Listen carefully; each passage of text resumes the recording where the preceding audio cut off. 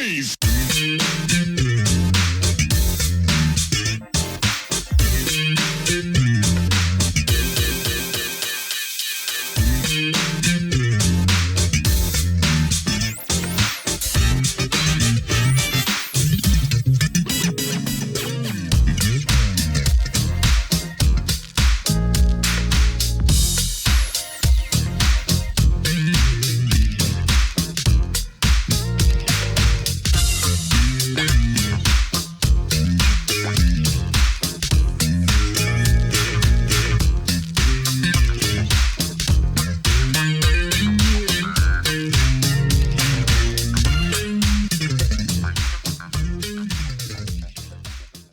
Hello and welcome to another edition of Truth and Rhythm.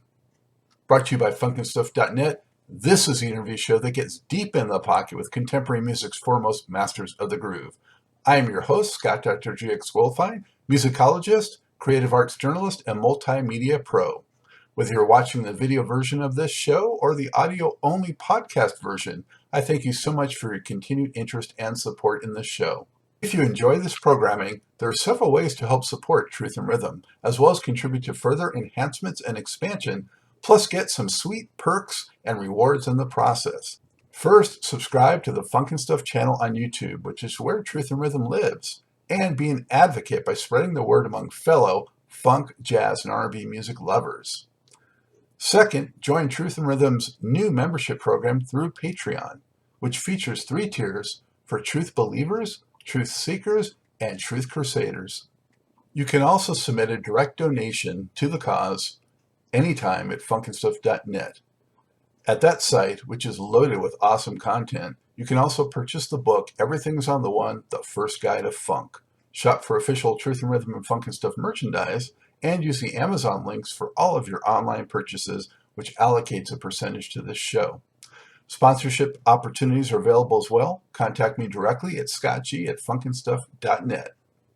For those of you who go the extra step in supporting the show, you have my heartfelt gratitude for allowing us to continue to shine the light on those special artists whose quest is to find truth in rhythm.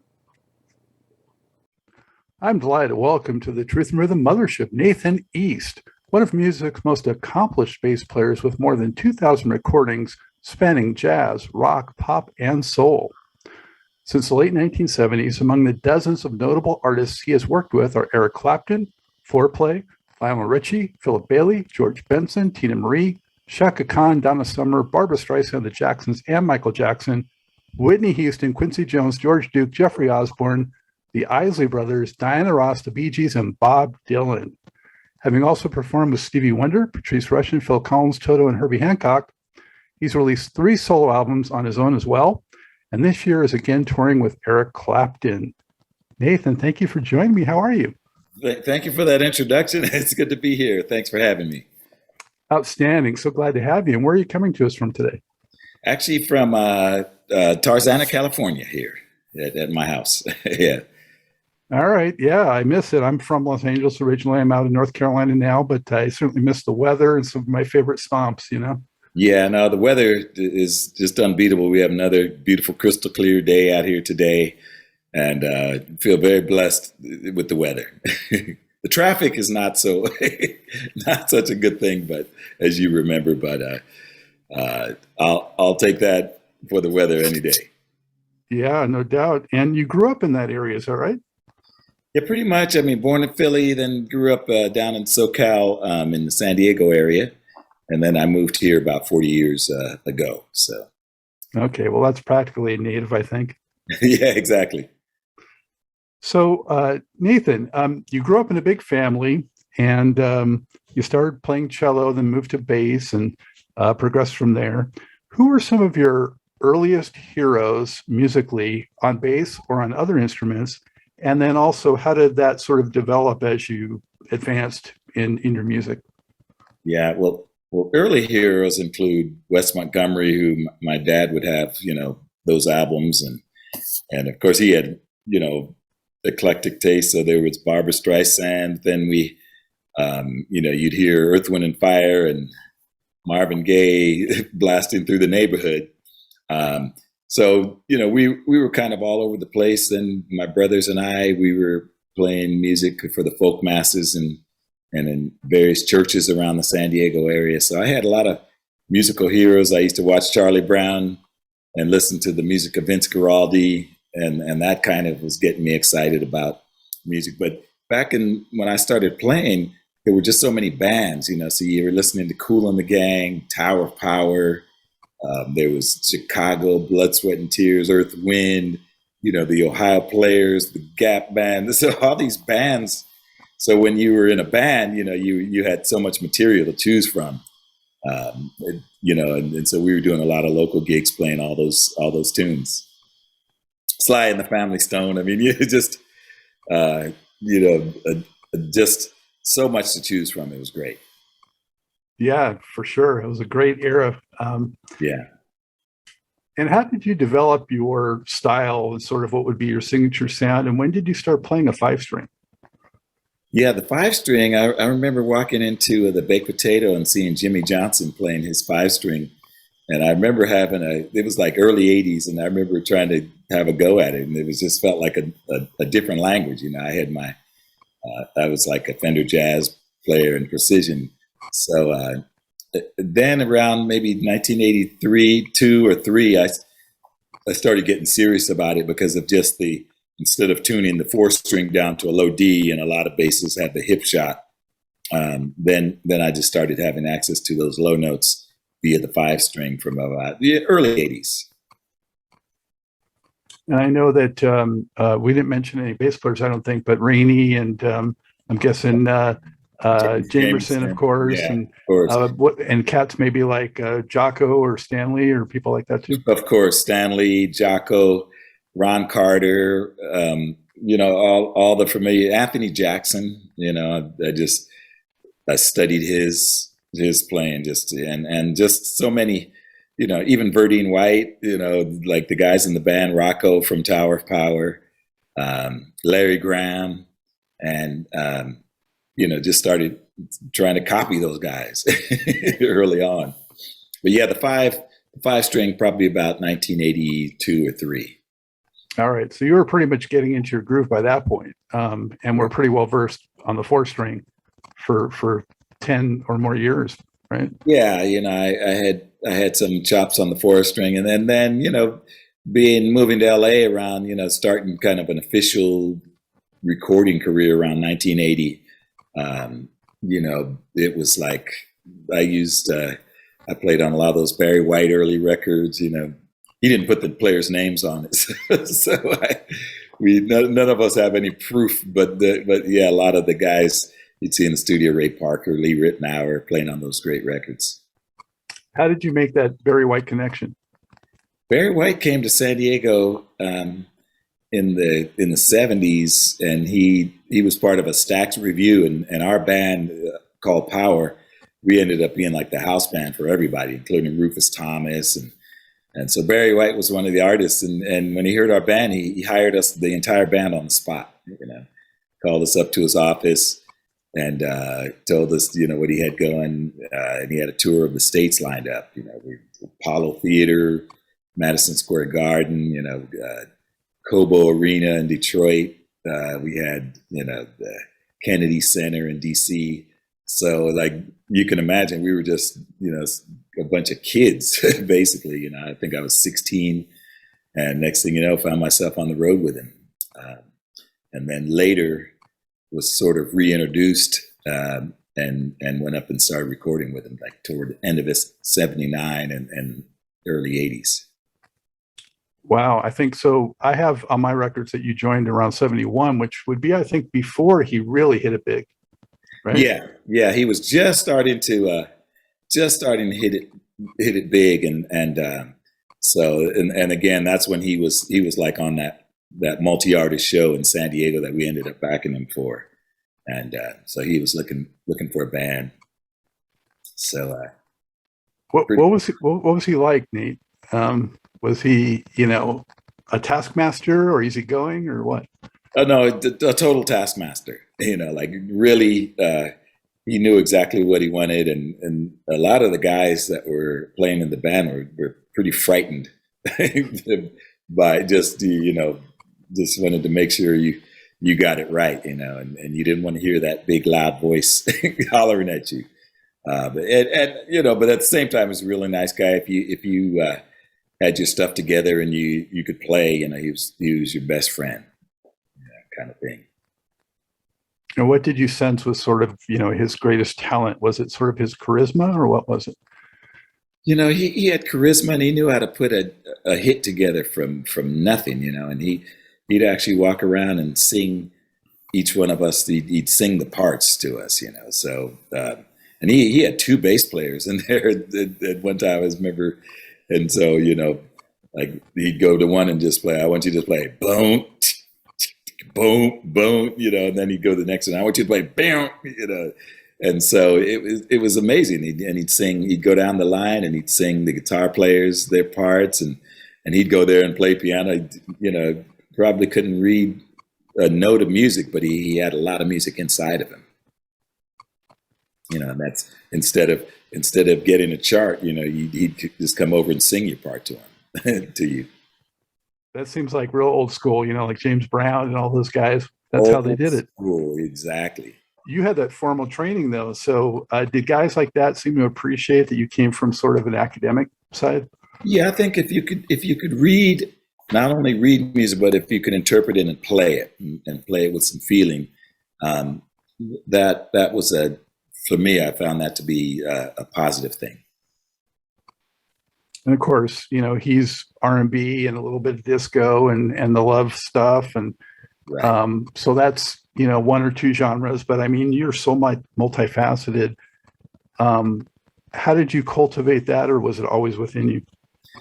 I think I always was attracted to anything good. When I played cello, when I was about 11, for a few years in junior high school, I used to kind of tune it like a bass.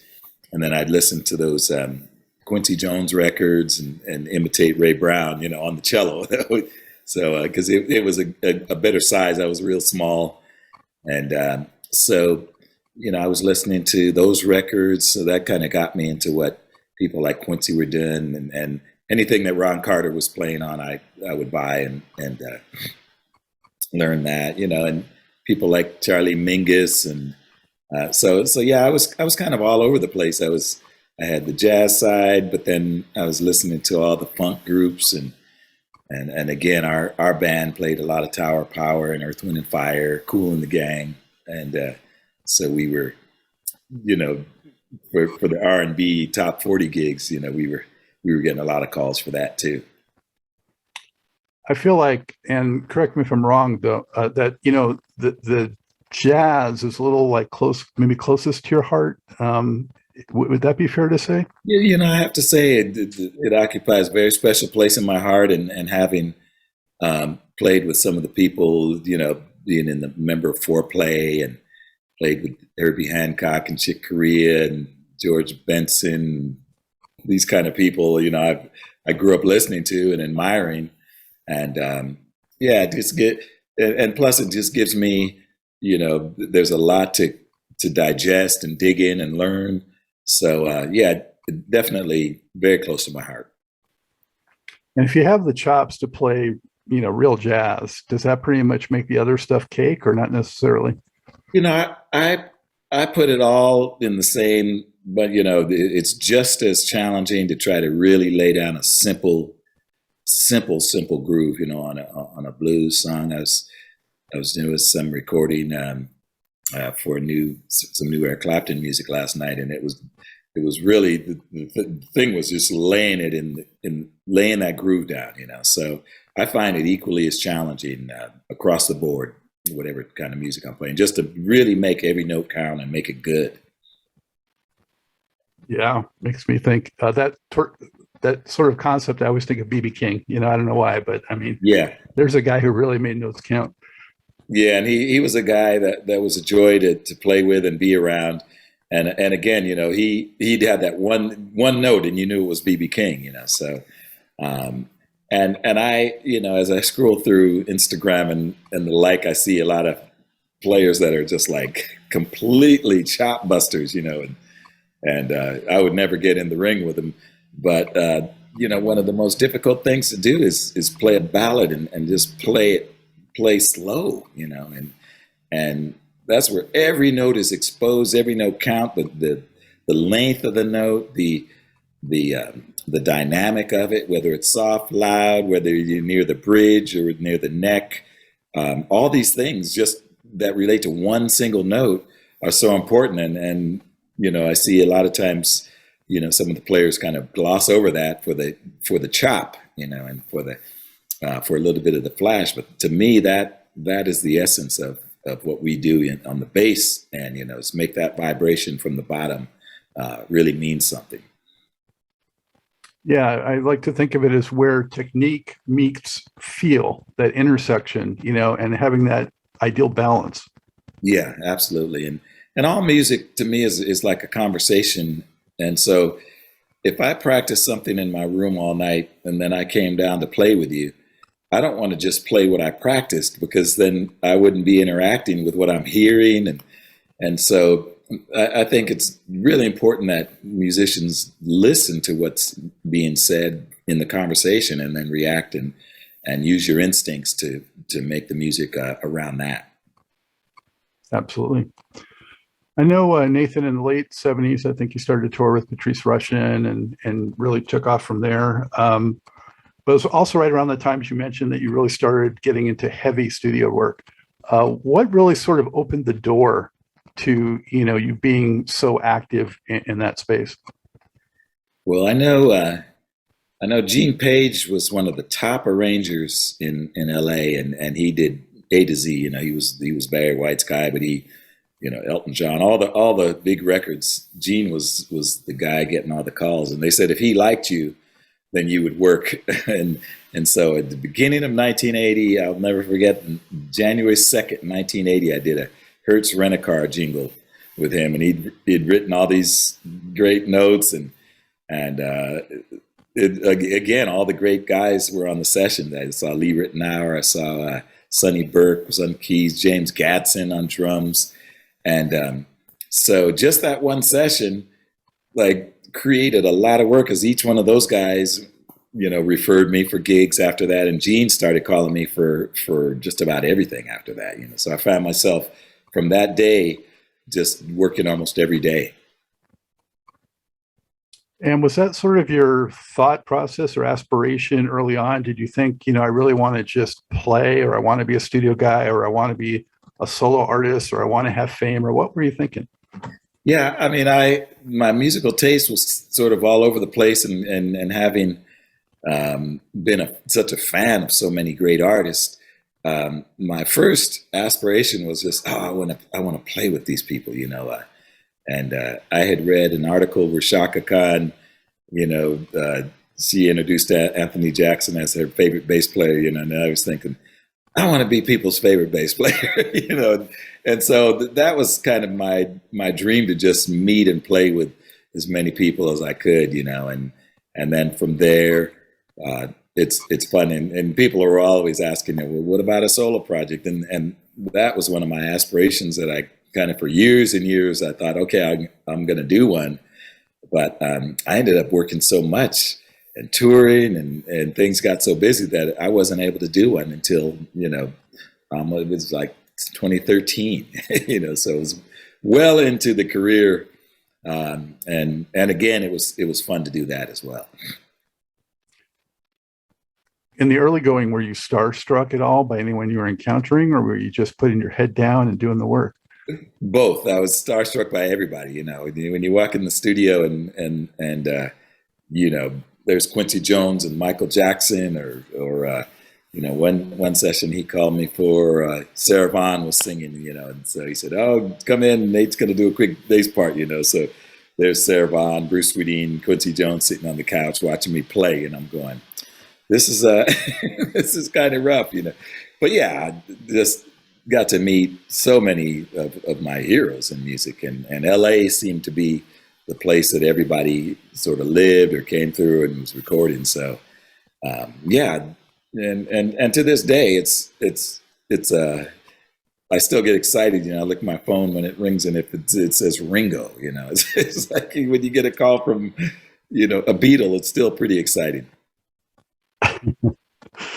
Wow. So, you've played with so many people, like I highlighted in the outset, but I highlighted some people, and I thought maybe I'll just throw them out there, and you could just give me a thought or memory or two about them as an artist, and maybe if anything pops in your mind about working with them. Does that sound cool? Yeah, absolutely. So, early on, you did work with Rodney Franklin. Yes. There was a song called Windy City that we used to play, and funny enough, there was a bass solo at the end, and we recorded that, and it was fun because it's like, oh man, a solo. So now what do I do? Learn how to play through the changes, and Rodney was a great guy. We had fun in the studio and doing gigs. And I'll never forget he was a black belt in karate. So one time we were getting off the bus and we were in Oakland, in a pretty funky area in Oakland, and a guy came up to him and just was in his face, and I don't know what the conversation was about, but then he was saying, don't get any closer, please don't get any closer. And the guy just kind of got in his face, and I blinked, but when I looked back, the guy was about 3 feet back from, and I think it just, whatever Rodney did was like, he just displaced the guy by about 3 feet. And then the guy was kind of standing there, and I thought, wow, whatever he knows, I'd like to learn some of that. But yeah, we had a good time playing together. Good friend. Wow. And that was 1980s. That was early in your studio life, and you had some big excitement, it sounds like. No, yeah, a lot of fun. The incomparable Phyllis Hyman. Oh my goodness. It's funny you should mention her, because I was looking at some old pictures the other day, and she was just the best, come to the studio, hang out. We did some Norman Connors records where she was singing on, and I used to go to New York and call her, and she said, come on, meet me down at Sylvia's, we'll go have some soul food, and she just was the greatest, and it was such a heartbreak to lose her, when she passed away. We lost one of the greatest voices, but one of the greatest people as well. And yeah, very dear memories. And yeah, just was looking online the other day. They were her picture came up, and I thought, oh man, she was so gifted and beautiful and sweet. It was like, why? Yeah. Earl Klug. Or a clue. I mean, heartstrings. I know. I'll never forget. My sister knew his. She knew all the solos by heart on that record, and it was one of those things. Earl Klug, again, he would surround himself with the best musicians. A great writer, and his music sort of speaks to his humanity. Just very, very heartfelt, kind, gentle soul, and I think he says so much on the acoustic guitar and with his writing and playing, and one of my favorite guys ever. Is that when you started moving in circles that included guys like Bob James, or was that before then? It was a little bit before, although, I don't think I was on Bob's radar, but he was always on mine, from his work with Idris Muhammad and all the CTI work that he did, and Feel Like Making Love intro was, took the world by storm. So it was really great when later on I was introduced to him by Harvey Mason and Lee Ritenour. And that was kind of like the beginnings of Fourplay. It was for a Bob James record, but it was that quartet, and that's when he looked up and said, what do you guys think about a group? So. I noticed you played with Lee Ritenour as early as 1980 also. Yes. And Lee Ritenour was actually the first person I went to Japan with. I've been there 80 times, but the first time was in 1980, 81. And we played at a club called the Pit Inn, which was in Roppongi, and it was kind of designed after the Baked Potato here in North Hollywood. So, we go way back, and again, before I moved to LA, I used to listen to his records and think, man, who is this guy? You know, he's just an amazing musician, and so it was really exciting to get to go to Japan with him. I think Patrice introduced me to him, and just again on that particular session, David Foster was there, Don Grusin, Alex Acuna, all these guys that I had just admired so much from afar. And so I started working those, you know, I've known those guys 40 years now. Wow. So you moved from San Diego to LA like around 1980 or? Yeah, it was the end of 79. And I'll never forget, I got this little, I found there was a house with a little kind of garage that had been converted into a room in the back. And so I remember renting that room from one of my friends who was actually a bass player. And for 400 a month, I was now a resident of LA. And I remember calling the phone company, you know, saying, can you call me and ring my phone? I would just make sure it works, because it wasn't ringing right off the bat, you know, but soon enough, it was great. It started ringing. Do you remember the first record that you played on that you heard on the radio? Yes, it was actually a local artist from San Diego named Bruce Cameron, and the song was called "With All My Love." Actually, I wrote the song, and it became the title of his album. And there was a jazz station called 105.1 FM in LA, and I remember being in LA, and they played the song, and I couldn't believe it. They said, "There's my song!" It was amazing, and that was the song I used to join ASCAP with, and keep on going from there. Of course, back then it had more of an impact, but I think even today, something about just hearing yourself over the air, there's nothing quite like it for the first time. Yeah, no, it's pretty exciting, and you know, the first time is really amazing. But then, even as recently as a few years ago, when the song "Get Lucky" was out, and I was taking my kids to school, and that came on, and Daddy was playing bass on it, you know, and so that made me cool in their eyes. And I always thought, hey, this is pretty cool. I get to get some credibility with the kids now. You know? Oh, definitely relive it through them for sure. Exactly. So Alphonse Mouzon, favorite drummer of mine. You played with him extensively. Yeah, and just he's one of those guys early on too. You know, it's like there was so much good music. And in the days of like Chick Corea, George Duke, and the fusion era, he was one of the top guys, you know. So to get to play with him was exciting, and amazing player. And a really gentle temperament, right? Am I wrong on that? Oh yeah, absolutely. Yeah, sweetheart of a guy. I haven't heard too much from him these days. Well, he's not with us anymore. That's right. You know, I knew that it was a little bit young. Yeah. No, it's too young. Yeah. Unbelievable. Yeah. We've lost so many greats in recent years. It just seems like it's endless. But thank God that their music is still with us forever. You know, that's how I try to look at it for sure. You know, it's always just such a heartbreak. I mean, nowadays it just seems every day you can't keep up with them, you know. And I was talking to Quincy Jones, and he's you know, he said, "Man, I lost 100 friends," you know, and it's just very sad when you think about the impact that these people have on your lives, you know. Absolutely. Even as we're going through these names and we're running across people like Phyllis Hyman and now Alphonse Mouzon, I mean, you start to really it starts to really register and has a profound impact. Absolutely. Fortunately, Alvaro was my neighbor. You know, he lived 5 minutes walking from my house, so we used to get together a lot in the neighborhood too. Like another great gone. You know. Well, the next one I have on here, fortunately, still with us, Michael Henderson.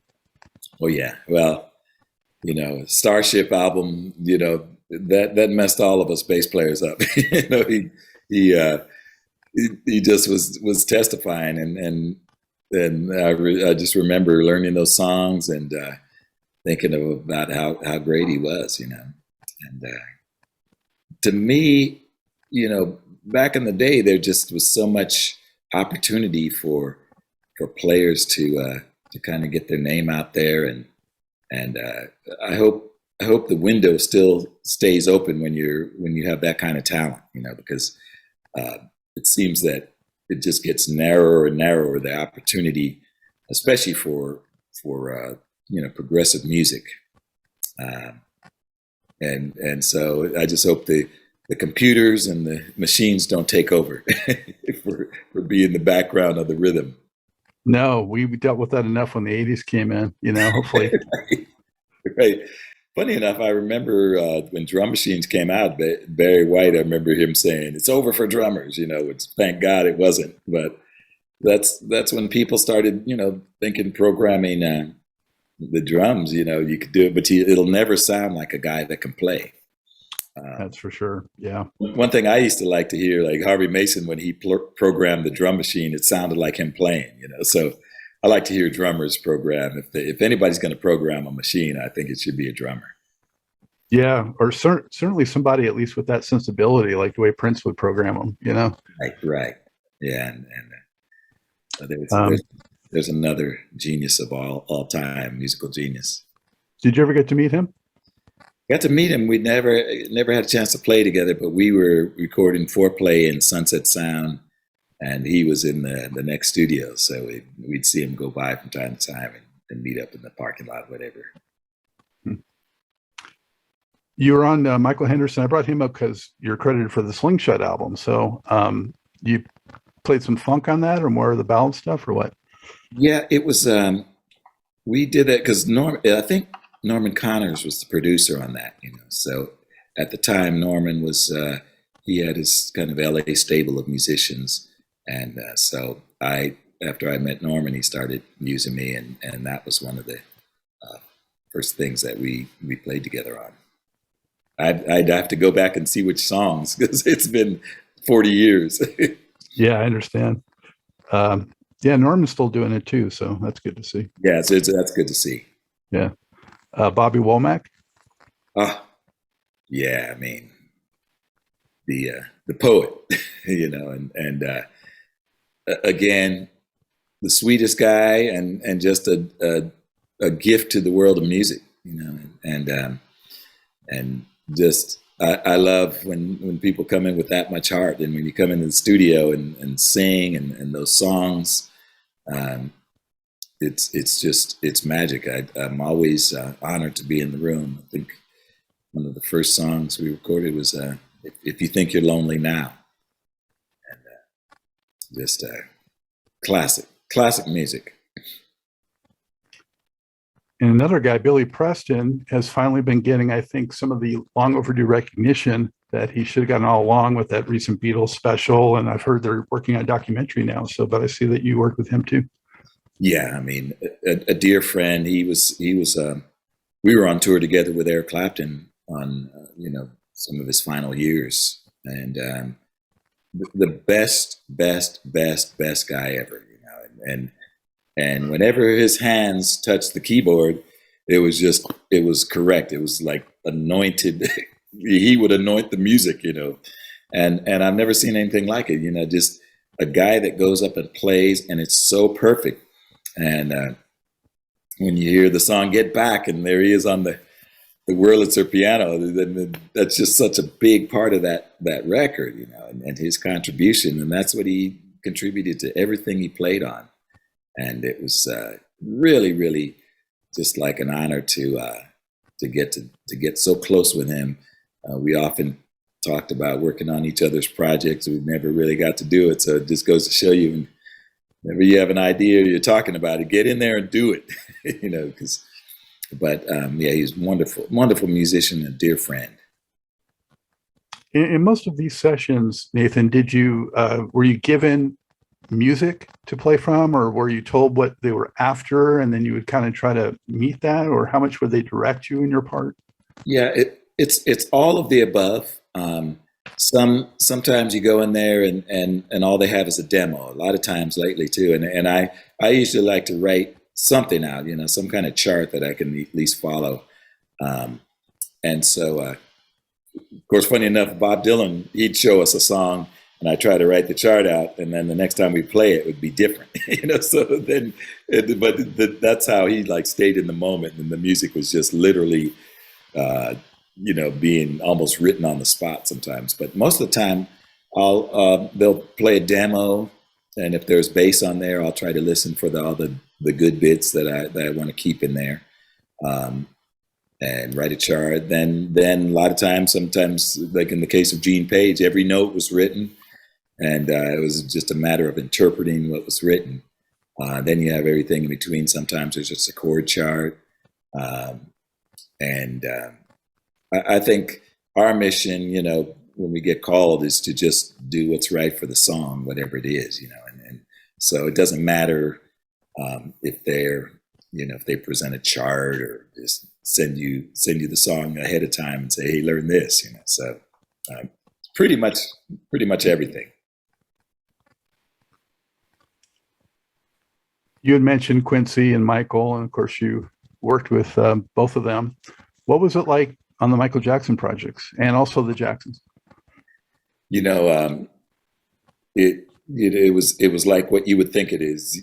You'd be in there with the top musicians, and there's Michael, and they're singing, and it sounds like a Michael Jackson record. Talk about being in awe. I remember pulling up to Westlake, and this Mercedes pulls up next to me. The windows are blacking out, and then the door opens, and he gets out. He's red leather jacket, and it looks like he just stepped out of a video. And nicest guy ever. We had the best times in the studios. Sit there, tell jokes at dinner time. It's funny. Completely different from this guy that the press kind of said, oh, he's hanging out with monkeys, and no, he was one of the guys. One of the things he liked to do is see if he could walk down to 7-Eleven, get in and out of there without getting recognized, So of course he put the hat and glasses, looked just like Michael Jackson, and just a great guy, but more importantly, just an incredible artist that knew what he wanted. He'd be in the studio. He knew exactly what he was going to sing. It was just probably one of the highest points of professionalism that I've ever seen from an artist. And what about with the brothers? What was the chemistry and vibe like among them?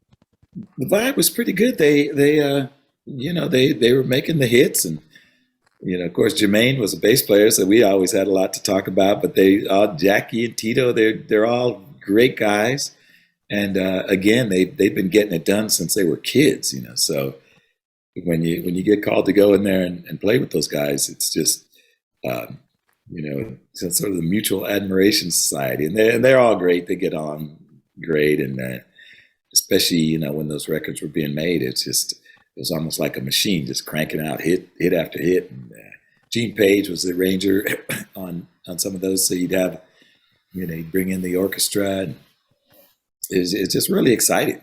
When you think at the time, you just kind of have your head down going to work, but when you think about how exciting it is to be part of some of those historic records, it's just I would do it all again. What's Q like in the studio? I mean, what is his gift to really pulling all that together the way he does?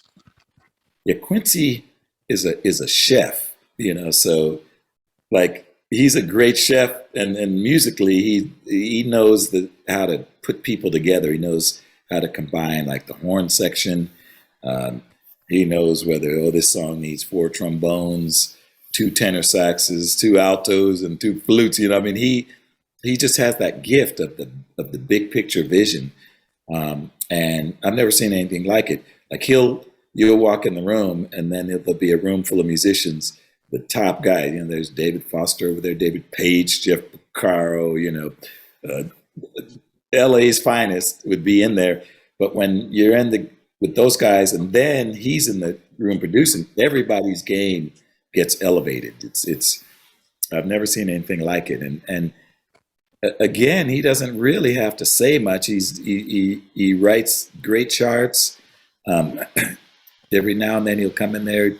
He came in one time, and we were going into the second verse of I Just Can't Stop Loving You, Michael Jackson, and he just said, hey, just put this pickup right before the second verse out of the first chorus, and I thought, genius, why didn't I think of that, and it taught me how to go from a chorus back to a verse, and I've been kind of using those little tricks ever since. Little things like that, a sweetheart of a guy, you work with all types of producers, but he's never one of these guys hollering and screaming. He was just the best, very kind and gentle. One of the favorite things was where they'd have a chef on board in the studio, and then all of a sudden, break for dinner, and there's this gourmet meal, and we're all just sitting around. And he gets people, and he gets what makes people happy, and he creates an environment that's just very, very perfect for making music. I know you've done some work. I'm not sure if you've done studio work or not, but you've performed at least with Stevie Wonder. And I want to know about your impression of him, but also if you've ever been confused with Nathan Watts, just because of that. I used to get a lot of people calling me, and then they thought I played with Stevie, and they were trying to hire Nathan Watts. Once I got to a big session, and the producer says, "Oh man, I love what you played on, I Wish, and all you're playing with Stevie." And I said, "Oh man, you think I'm Nathan Watts?" I said, "I'm going to give you the chance right now. If you want to send me home packing and get Nathan Watts, I wouldn't be mad." And he said, "Well, you're here now, so come on, play on it." But that happened a lot, where since we have the same first name, and he's one of my favorite bass players ever, the sweetest guy, and so I may have gotten lucky, gotten a couple of his side gigs because of him. But I did have the honor to play on Stevie's album, one of the most recent ones, and it was again one of those experiences that was on my bucket list, and I lived and dreamt of for years, and to get the call was amazing. We ended up getting the take. Ricky Lawson was on drums, and we ended up getting the take at about 4 a.m. Session was called for maybe 11 at night. He showed up maybe at 1, and we started playing music till 4 or 5 in the morning. Never seen anything like it. If he's working on a song, he may go to write a bridge, and then he writes 5 other songs. So the engineers are always have some kind of recording tape rolling, because the creativity, I've never seen it just like come down and through a person like that so fluidly. And it was really something special to be in the studio and record with him. And yeah, we've done numerous live gigs together. And he blessed my album with he played harmonica when I recorded Overjoyed on my first album. And again, 2 takes, and you don't know which one to pick. They're both so good. Yeah, and you did a version of Higher Ground too, I think, right? Yeah, Higher Ground too. I mean, I think I'm always ending up doing something by Stevie. He's such a great, musical genius. Yeah, Overjoyed was our wedding song, so that's how much we think of that track. Wow, amazing! He's written just the amount of music, and it's all different, and it's all just so good. We're big Stevie Wonder fans around the house. My daughter Sarah, I think she knows on piano. She knows Overjoyed. She's learned that, which is like, wow, okay, you picked Overjoyed and Sunshine of My Life.